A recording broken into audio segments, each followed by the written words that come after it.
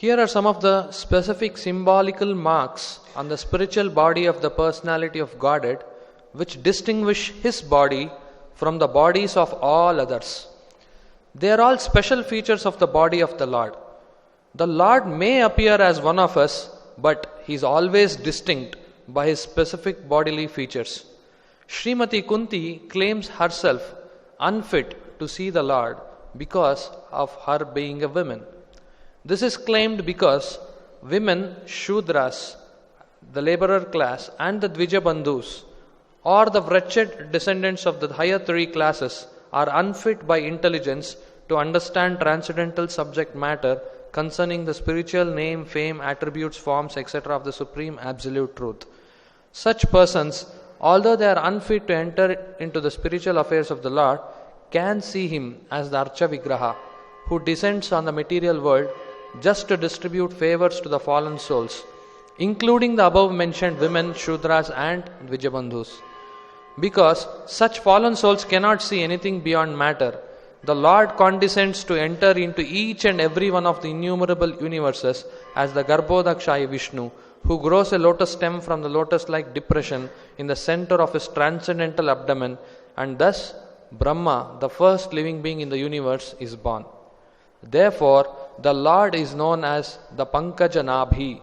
The Pankajanabhi Lord accepts the Archa Vigraha, his transcendental form, in different elements, namely a form within the mind, a form made of wood, a form made of earth, a form made of metal, a form made of jewel, a form made of paint, a form drawn on sand, etc. All such forms of the Lord are always decorated with garlands of lotus flowers, and there should be a soothing atmosphere in the temple of worship to attract the burning attention of the non-devotees always engaged in material wranglings. The meditators worship a form within the mind.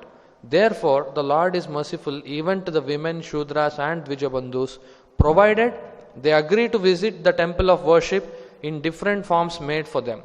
Such temple visitors are not idolaters, as alleged by some men with a poor fund of knowledge. All the great Acharyas established such temples of worship in all places just to favor the less intelligent, and one should not pose himself as transcending the stage of temple worship while one is actually in the category of the Shudras and the women or less. One should begin to see the Lord from his lotus feet, gradually rising to his thighs, waist, chest and face. One should not try to look at the face of the Lord without being accustomed to seeing the lotus feet of the Lord. Srimati Kunti, because of her being the aunt of the Lord, did not begin to see the Lord from the lotus feet because the Lord might feel ashamed, and thus Kunti Devi, just to save a painful situation for the Lord, began to see the Lord just above his lotus feet, that is, from the waist of the Lord, gradually rising to the face and then down to the lotus feet. In the round, everything there is in order. So we are discussing the 19th verse from the chapter Prayers by Queen Kunti. So Queen Kunti, as we have been discussing from the last few weeks, she is offering her heartfelt prayers to the Supreme Lord, who is already on board the chariot towards Dwaraka, and at that time Kunti runs towards Krishna and starts offering all these prayers. So today's prayer is a very beautiful prayer where Srimati Kunti Devi is describing the features of the Lord. She is revealing to us how the Lord looks like. Sometimes many times we come across people saying, no, Lord has no form. So he is Nirakar. So to defeat all those atheistic arguments, Kunti Devi is presenting a valid evidence here, and she is describing the Lord as that personality who has Pankajanabha, whose navel has a lotus-like depression. And Nama Pankaja Maline, he is always adorned with garlands of lotus flowers. Nama Pankaja Netraya, his eyes are lotus shaped eyes. And Namaste Pankajangraye, he whose feet is marked with the symbol of lotus flower. So Kunti Devi is giving us the evidence that how Lord actually looked like. So here there are very nice points that Srila Prabhupada delineates for all of our understanding. Let us go one by one. The first point that Prabhupada says in the purport is, he is giving us an idea that when the Supreme Lord is there, he has some specific insignia, some specific signs that distinguishes him from the people, ordinary people. Although he may come down as one amongst us, Prabhupada says, but still he has specific symptoms or specific insignia. And those are the things which will help us understand whether somebody is a Lord or not. Especially in the today's world, we see that very few people are interested in spirituality. So most of them are running like a madman behind sense gratification. But amongst those people who are little interested in spirituality, most of them are misguided. And we all come across very frequently that so-and-so God has appeared in so-and-so place, so-and-so God men. And if you keep reading newspapers, every now and then you hear a caption, self-styled God men trapped, self-styled God men exposed. So what is happening is the faith in the devotees who are genuinely seeking the mercy of the Lord, who wants to understand the nature of the Lord, they are demotivated. They are discouraged to continue their pursuit of spirituality. So it is very important for us to know this, have this knowledge of how do we distinguish an imposter incarnation from that of the real incarnation. This is a very important knowledge that we all need to possess as devotees. For example, if you take the Shastras, the first thing is the Shastras. We should always consult, the Prabhupada says, 3 things to have this knowledge of who is an imposter and who is the real incarnation. One is Guru, we should hear from the Guru. Second is Sadhu, or the saintly people. And the third is Shastra. All these 3 things should be in unison. It cannot be that one is contradicting the other. For example, we sometimes hear of somebody by name Kalki has appeared now. So Bhagavan Kalki is there, then many people, thousands of people go, and maybe he's charging some amount to give his darshan, and maybe if your question has to be answered, there is a little more amount, and if you have to see him personally, it's little more fair. So this is the incarnation that we all come across. But Shastras are so precise that they give us the information of when this Kalki incarnation is going to happen.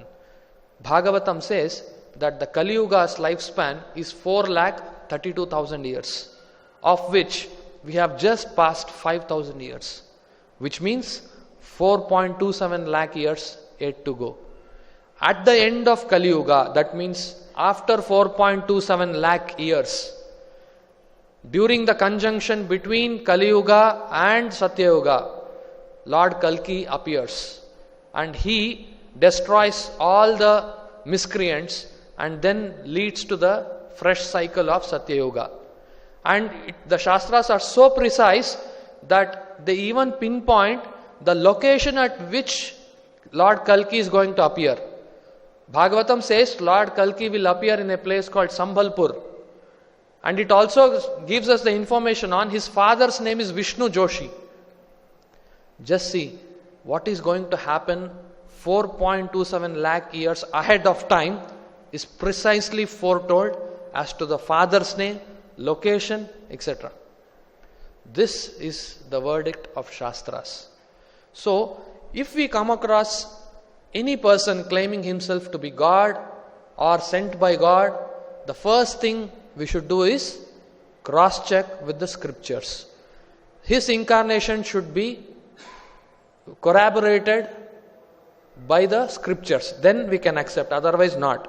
In fact, Prabhupada was at one point of time, he was heavy on, because when he went to the West, by then there were a lot of imposters, and many people used to go to the Western countries, and they used to promise people that if you give me this much money, I'll give you a mantra and you can become God within 6 months.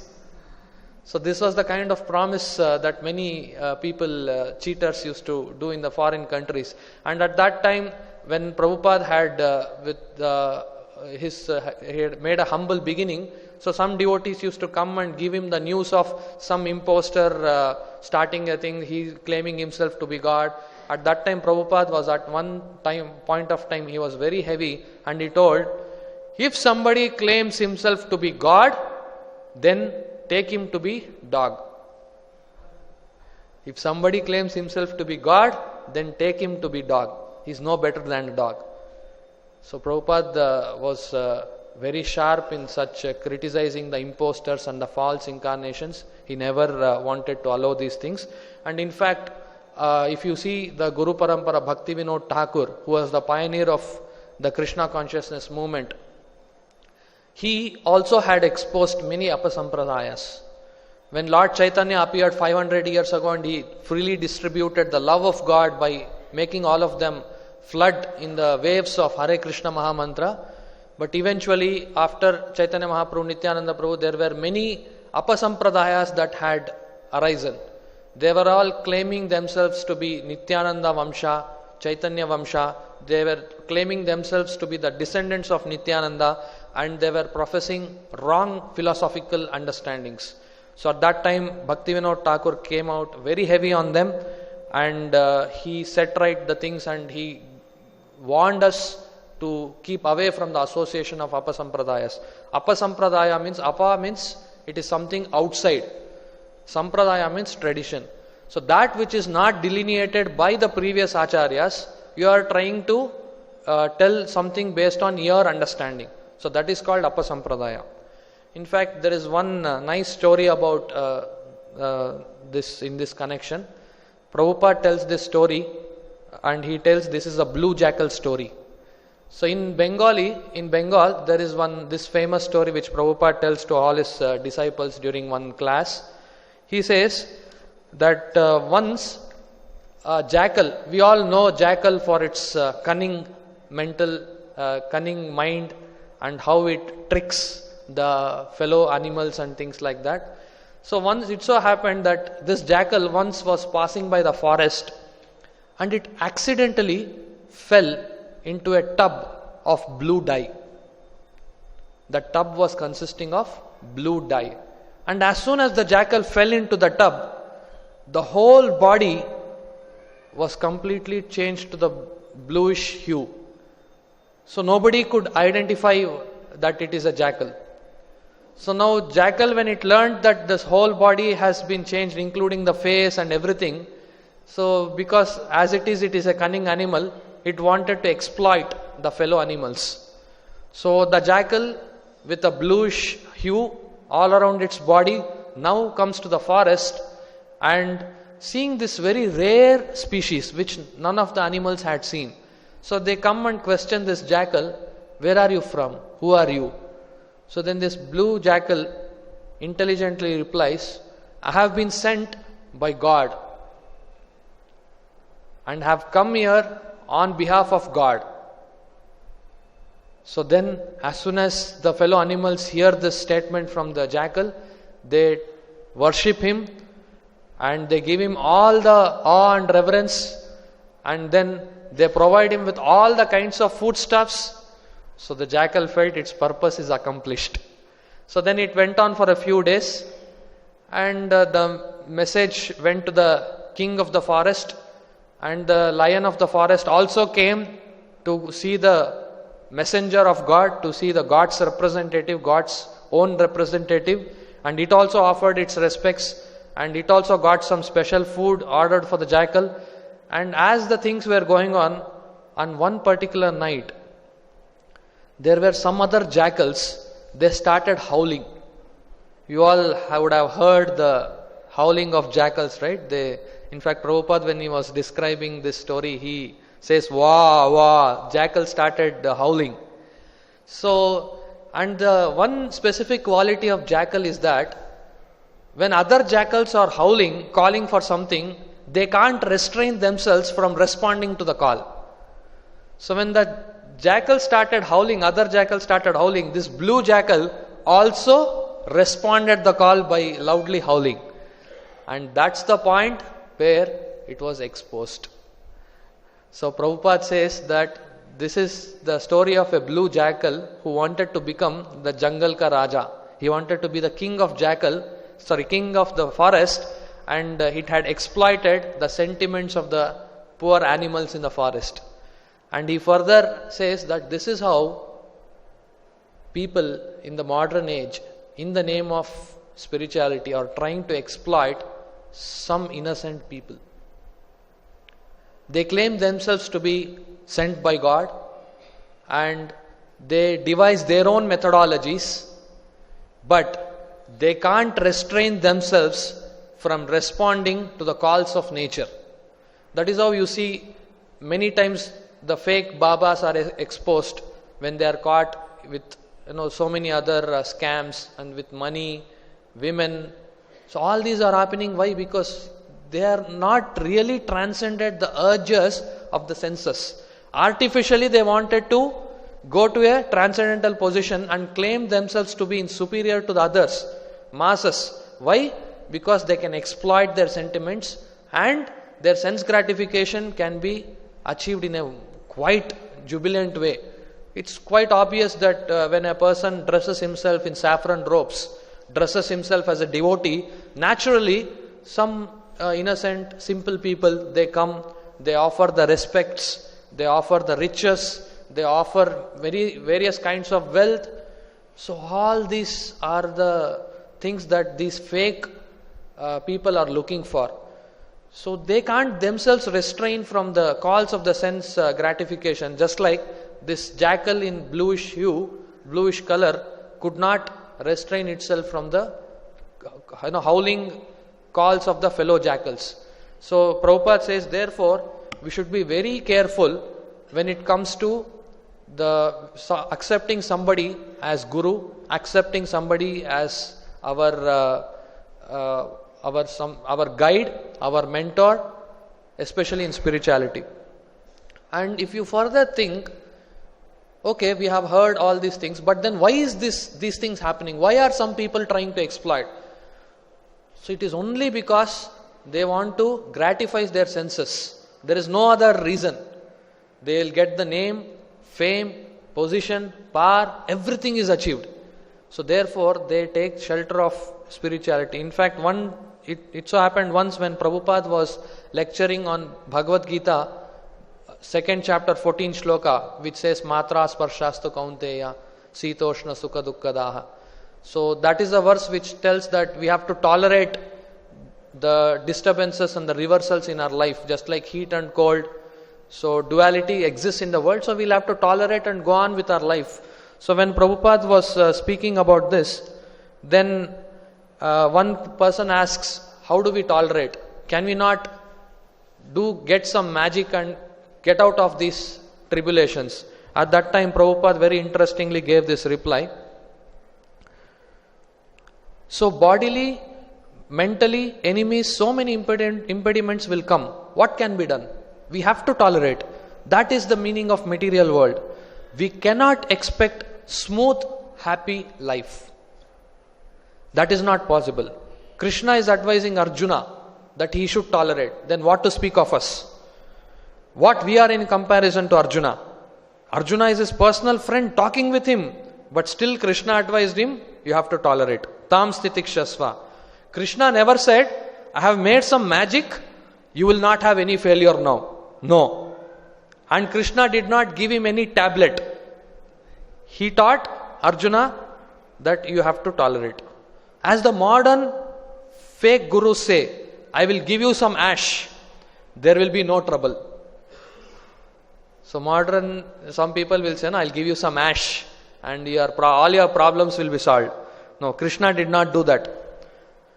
I will give you some ash. Because you are an ass, I will give you some ash. Neither Arjuna asked, why Krishna, why are you not giving me ash? You are asking me to fight? Give me some ash, I will throw. No, he was not such a fool that he expected some magic from Krishna and kill his enemies. No, actually he fought. This is Bhagavad Gita. So face things as they are and then depend on Krishna. That is our duty. We must go on with your duty. Don't expect any ash, miracle, magic. No. So Prabhupada, he is telling how sometimes we get into such things that we want to go to some sadhu, we need some mercy. We don't want to hear from him.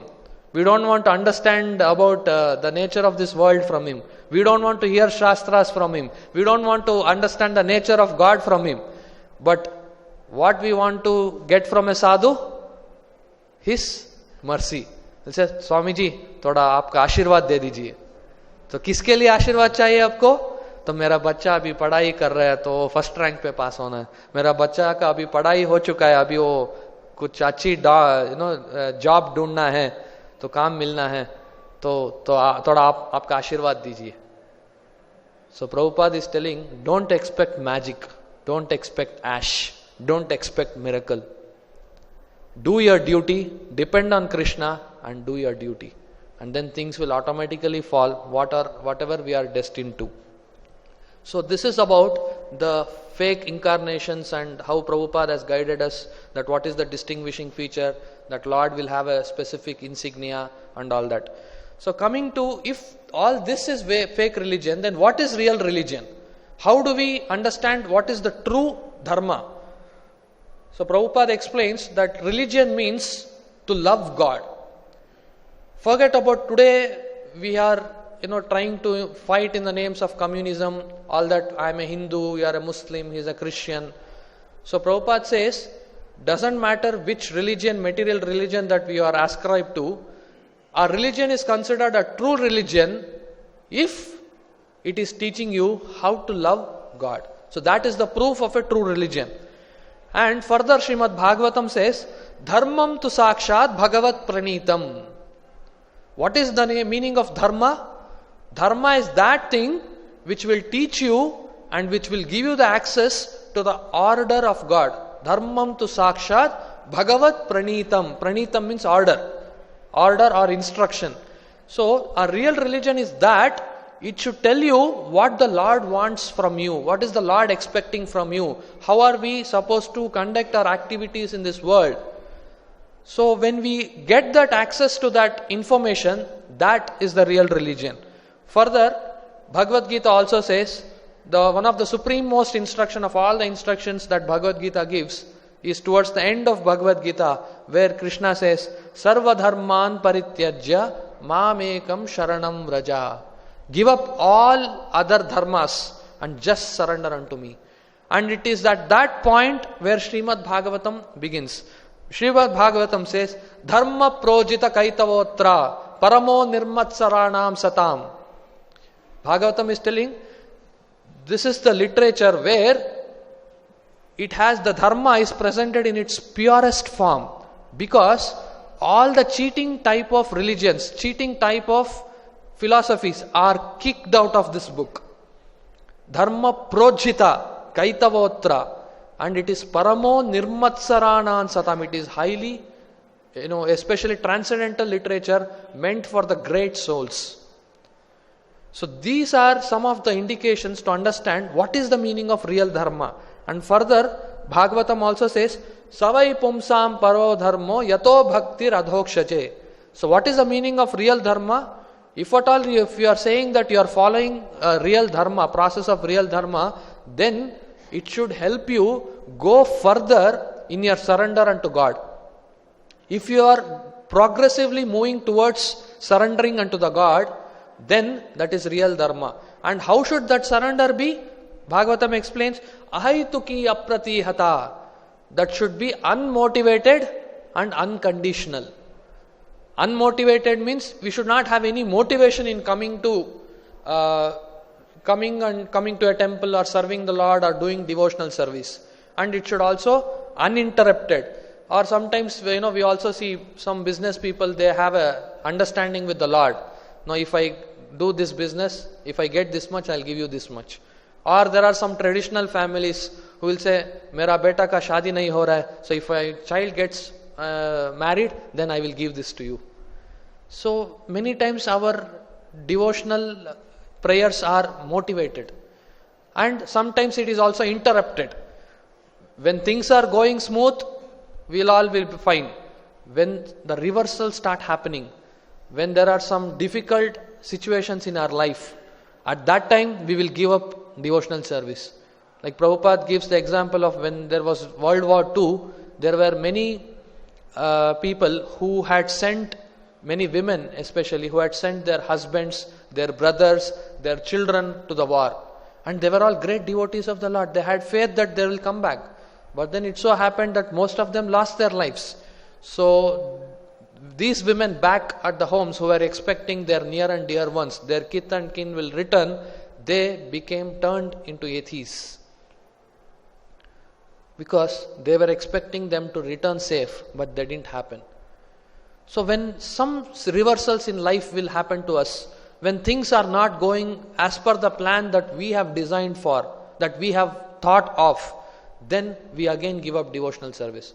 But Bhagavatam says that dharma which teaches you how to surrender unto the Lord, and that surrender should be ahaituki and apratihata. It should be unmotivated and uninterrupted. We should not have any desires behind doing our service, and at the same time we should also be enduring, willing to endure through the difficult situations in our life without giving up the faith on the Lord. So when such things happen, then that is called real dharma.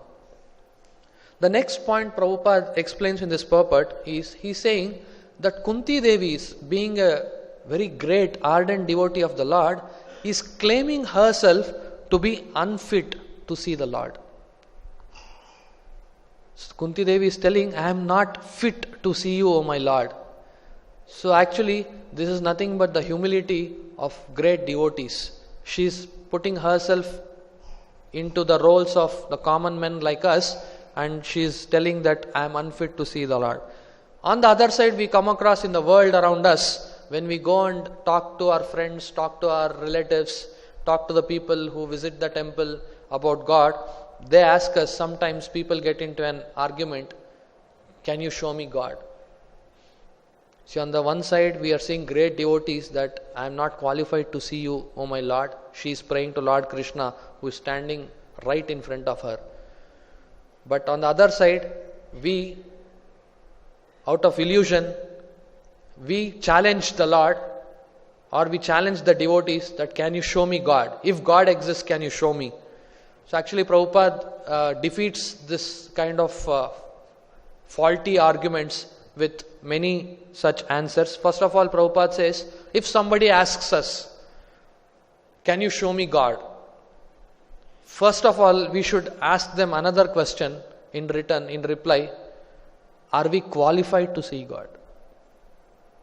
There is a principle in the mainstream world, first deserve and then desire. We should first of all achieve the qualification. We should be deserving to see the Lord. Then we should desire to see the Lord. Desiring without deserving, it's a fallacy. It will not happen. Now today we all read of Prime Minister of the country, his movements, his activities, his things in the parliament. We hear of so many activities in the news, paper, video clips, etc., etc. So now if I ask you, does Prime Minister exist? Obviously yes. I've been seeing, I've been hearing of him. So then I challenge you, can you take me to him? You cannot show me by picture, because then I have Krishna's picture with me, I will also show you. So then I can show you his audio clips. Then Lord's audio is also there, Bhagavad Gita. Bhagavad Gita is nothing but the song sung by the Lord. The activities of the Lord are described in Srimad Bhagavatam. So you cannot say, no, Prime Minister is moving here and there, so that's the proof. No. So show me Prime Minister. Take me to his personal things you should show me. His personal form, you should make me meet him. So he will say, no, I can't. So why? Because he is not qualified. Now when this is our situation, when we hear from the Shastras, this country is a small portion of this world, on this planet of many countries. And this planet is one small thing in the system galaxy of our 9 planets. And our whole universal system, it's again a dot in the universal manifestation. Chaitanya Mahaprabhu explains that our universe is like a mustard seed in a bag of mustard seeds. When you have a bag of mustard seeds, how much will one mustard seed be? So in that. So when we are not qualified to meet the representative of a small nation, then what can be our audacity to challenge the existence of God, who is the creator? As this verse is explaining, when Lord lies down as Garbhodakshai Vishnu, lotus is grown from his navel, and on the stem of the lotus, where all the planetary systems are situated, on the top of the lotus, Lord Brahma is born. And we are challenging the existence of the Lord. We want to see him face to face. So this is the first argument that Prabhupada gives. Ask them, are we first of all qualified to see God? And the second thing he says, that the Lord is not our order carrier. Just like we all have, some of us have maid servant or some servant at our office, our assistant. So he is available at our call. So we call him, then he comes running and folds his hands and waits for our order. So now when we are desiring, Krishna, I want to see you. Krishna is not our order carrier. He is not our servant to just come running on our call. So therefore, it is imperative to understand that we have to qualify. And the third thing is, we all have imperfect senses. Our senses are not perfect. Our eyes has a limited vision. All our senses, we have a limited sense. So how can we see the Lord who is beyond matter with these imperfect senses? So it's not possible. So then that means one may ask a question, so I cannot see the Lord forever? No. As Prabhupada is explaining, we have to qualify to see the Lord. For example, Krishna acted as Parthasarthi, charioteer for Arjuna. Now we are discussing a point where Krishna cannot be our order carrier, and here he is exactly doing the opposite. He is carrying out the orders of Arjuna. He has become the charioteer of Arjuna. Why? Because Arjuna had qualified himself by devotion.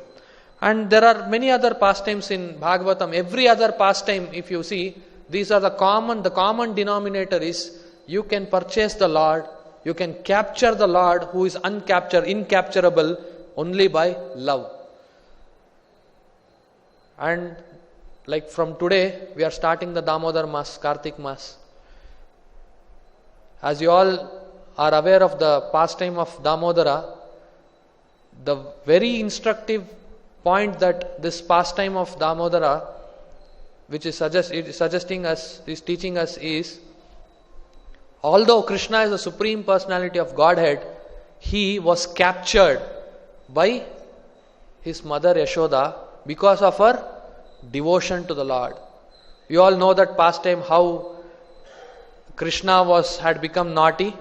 Krishna was being fed by his mother Yashoda, and Yashoda realized that there was a milk pot which was overflowing, and so while she was feeding Krishna, she put aside him and ran towards the milk pot to stop it overflowing, and Krishna became very angry and he hit some pots, and the pots were flown and the curds and milk were all spilled all around the floor. And when Mother Yashoda came back, so she saw all these things, so she became angry on Krishna. So she wanted to capture Krishna, and Bhagavatam very nicely describes that Krishna started running and Mother Yashoda started chasing Krishna. And Bhagavatam describes that Krishna is known as fear personified. Krishna is feared by even the fear personified. We are fearful of so many things in the world. So if you take something as fear personified, Even that fear personified, he is fearful of Krishna. That Krishna is fearful of Mother Yashoda's stick. Just see the contradiction.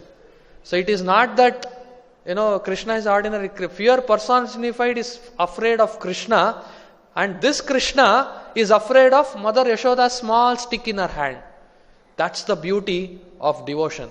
So when Mother Yashoda started chasing Krishna with her stick, Krishna started running and she could not capture him.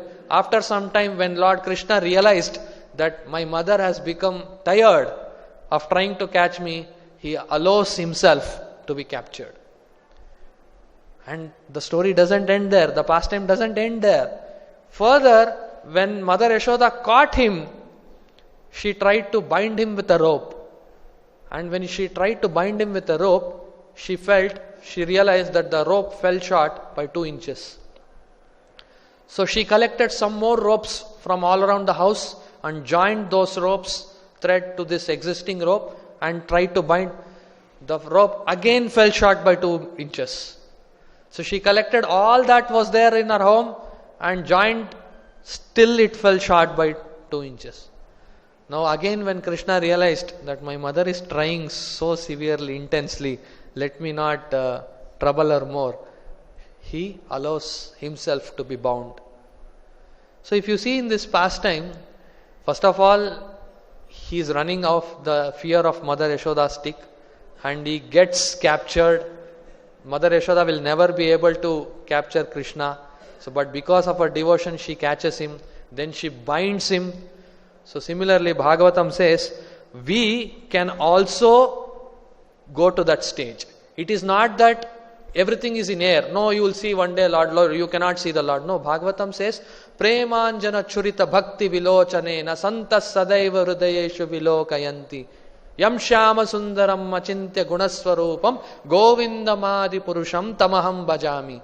When our eyes are anointed with love of God, when that Krishna Bhakti is awakened within our heart, then this Supreme Lord, Sri Krishna, becomes captured just like he was captured by the devotion of Mother Yashoda. So this is one understanding that we get, that how we can qualify ourselves to see the Lord face to face. But somehow, although we have all this information and all these are possible, we don't realize the importance and the boon that we have got in this life. And we still go back to our own habits. In this direction, Srila Prabhupada tells us a very instructive story, and which when I heard, I felt it is true with all of us, especially the practicing sadhakas. See, there are lots of hundreds and thousands of people, lakhs of people who are not aware of such a knowledge, instructions of Gita, the greatness of Srila Prabhupada's teachings. So let's leave them for this discussion. Let's discuss about all of us who are so fortunate to have come across the teachings of Srila Prabhupada, Gita and his organization, etc. So Prabhupada tells us a very instructive story about our sadhakas, our state of sadhakas. So Prabhupada says, it so happened that once in a kingdom, there was a huge palace. And there was a beggar who used to every day pass by that palace to do his profession of begging. It so happened that once while passing through that palace, he came across a small notice in front of the palace door, which read that those who can dress themselves up in royal robes can come for a banquet dining with the king the next evening. So on seeing this notice, this beggar started thinking, oh my God, such a nice offer. Those who can dress themselves in royal robes, in rich garments, they are given an invitation to dine with the king. So, but then how unfortunate I am. I don't have any royal dress. All that I have is this torn clothes. It is also known as rags. So he was feeling very desperate about going to the dining with the king. So he started thinking, but then he felt, no, that is not possible. Then he started moving away. But then after walking for a certain point of time, he realized something and then came running back to the palace door. And then he requests the doorman for an appointment with the king. So the doormen were quite surprised seeing the shabbily dressed beggar. But then still, as the matter of duty, they go to the king and then give the information. And to his fortune, the beggar was given an appointment. And the beggar goes in and meets the king. And then on his inquiry, this beggar requests the king that, "O king, I came to know about the party that you are hosted for tomorrow evening, and you have mentioned a criteria that people should dress themselves in the rich robes, the costly robes. But then I am so interested, so eager to attend that dining with all the able men, especially with your good self. So, but I am not qualified because I don't have that kind of clothes. If I can dare enough, can I request from you to donate a pair of old clothes that you were wearing earlier, so that I become qualified to come and attend the dining with you?" So the king was, for a moment, he was taken aback, seeing the guts of this beggar to come and request for the robes, therefore become qualified and all that. So, but then he still appreciated him, and then he'll call for his prince, and he will order the prince that you please give him one set of your dress so that he can come tomorrow and dine with all the others. So accordingly, the prince takes this old man to his room and gives him one good set of clothes to wear. And so the beggar will remove all his rags and then pack into a bag, old bag, and then he wears those royal robes. And after having adorned those robes unto himself, the prince says, "O beggar, you are now qualified to come tomorrow, and you may not need these rags anymore, these stone clothes anymore, because the dress that I have given you can never wear out in this life. That is a special dress. It can never get torn, it will never wear out. So you can be happy eternally for this whole life. You can enjoy wearing this dress. It will never get dirty, it will never get worn, it will never get torn, and you can be very happy. And you never need these old clothes." He will tell that, and he will send off the beggar. So the beggar comes back to his home, but still he was not quite confident. He was quite suspicious about that prince's statement that this clothes will never wear out or tear out. So the next day, the time arrives when the dining time is announced by the king. So this beggar, after having worn that royal robes, still he will carry that old torn clothes, rags, in his old torn bag, and he keeps that along with his he keeps in it in his arms, and he goes to the assembly. Why? Because he is always afraid of, if something happens to this dress, if something unfortunate happens, then I may need a dress, or maybe if I am not comfortable at some point of time. So some kind of apprehensions he had, he carried that. And when he goes there, he was invited to the dining, and he sits there. And while he was dining, he kept that bag of old rags on his lap. Because he had kept on his lap, that bag was time and again falling down. So every time he used to keep them, after some time it will fall down. So when it falls down, he tries to take that bag. By that time some delicacies were served. There were hundreds of delicacies served in that dinner. So every time the beggar was losing his bag, the bag was falling down, and he was trying to take that and adjust himself, then some delicacies, some great items were missed. So he was feeling very bad. So what is this? I should not have carried. He was feeling like that. But then the assembly over, and then he came out, and the life continued.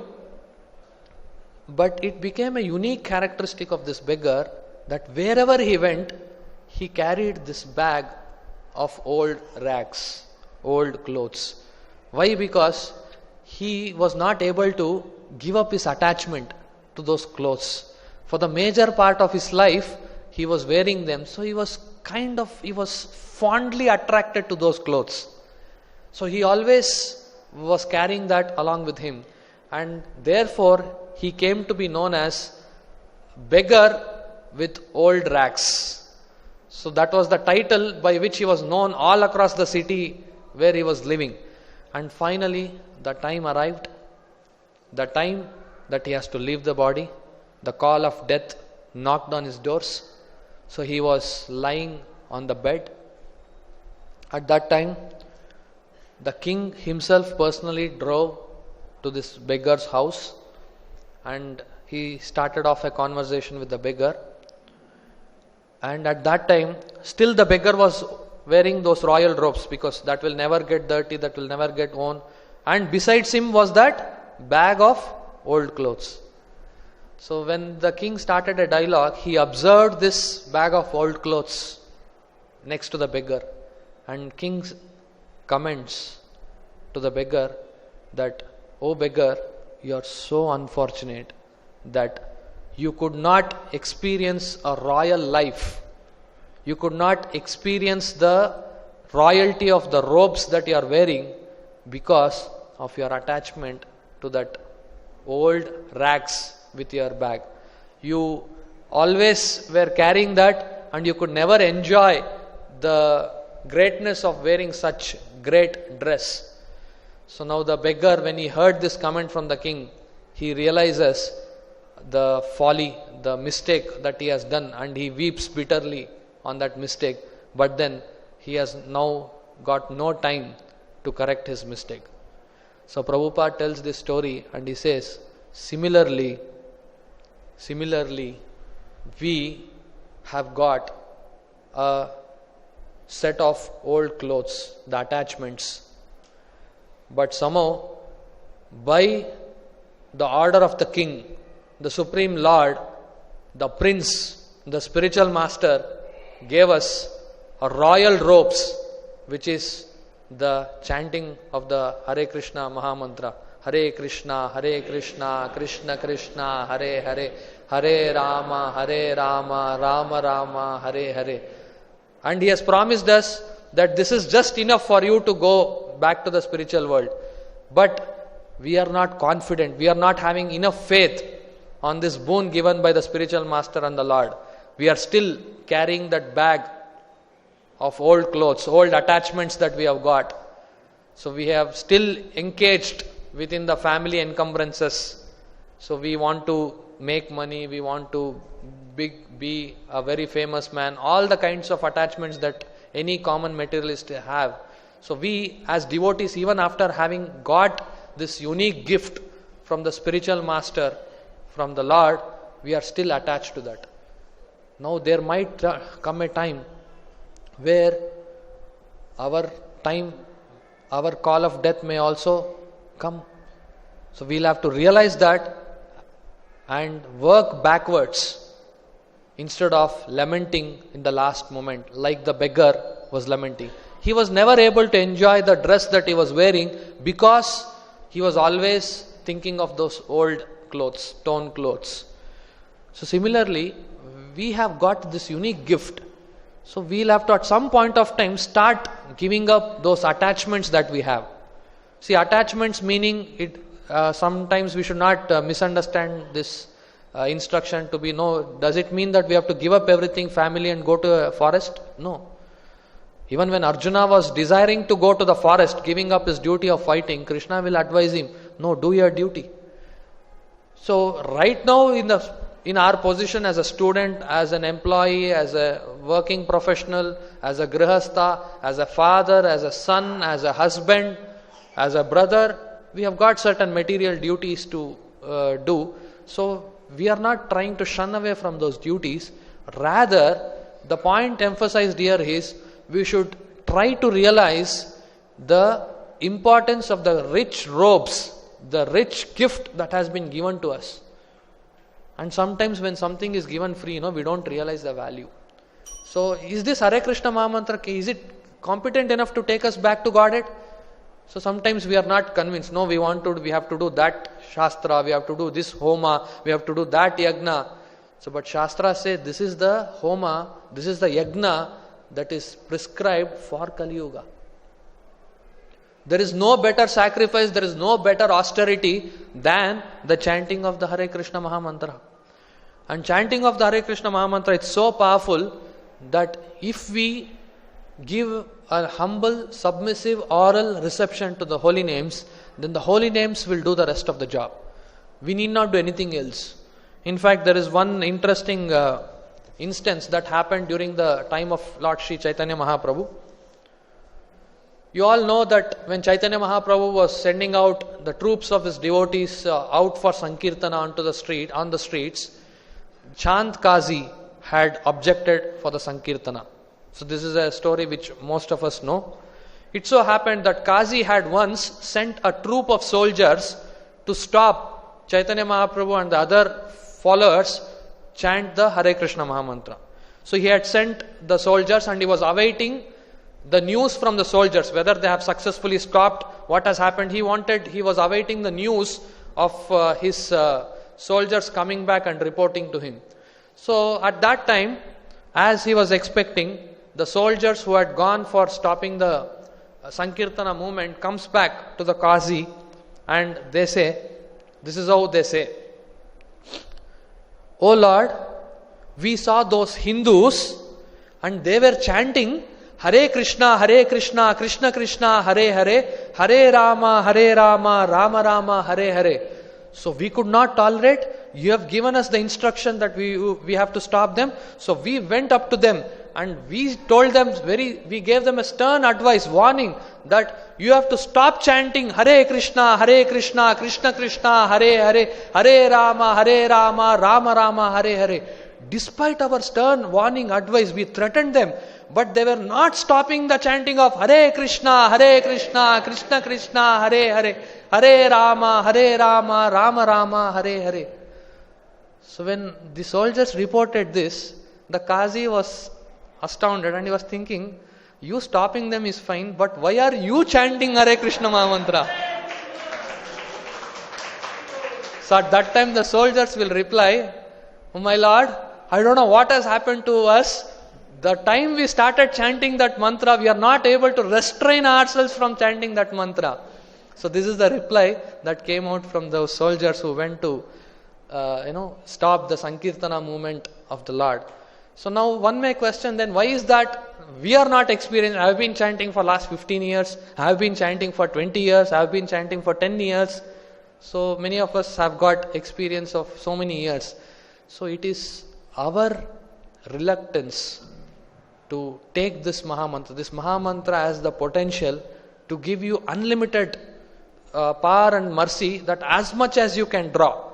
Chaitanya Mahaprabhu says this is a ocean, this is a mercy ocean.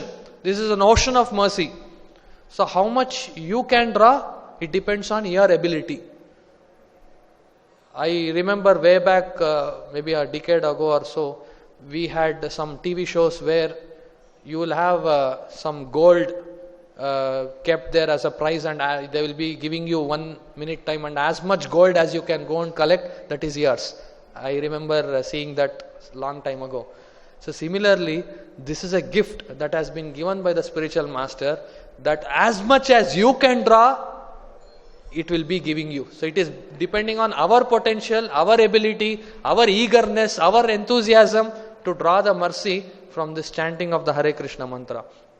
So this is the greatest benefit that we have got.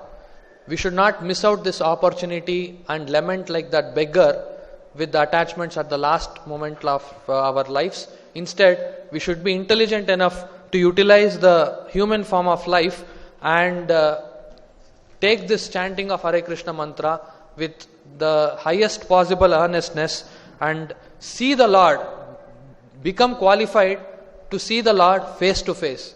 And this seeing the Lord face to face, it is not an illusion, it is not a post-dated check.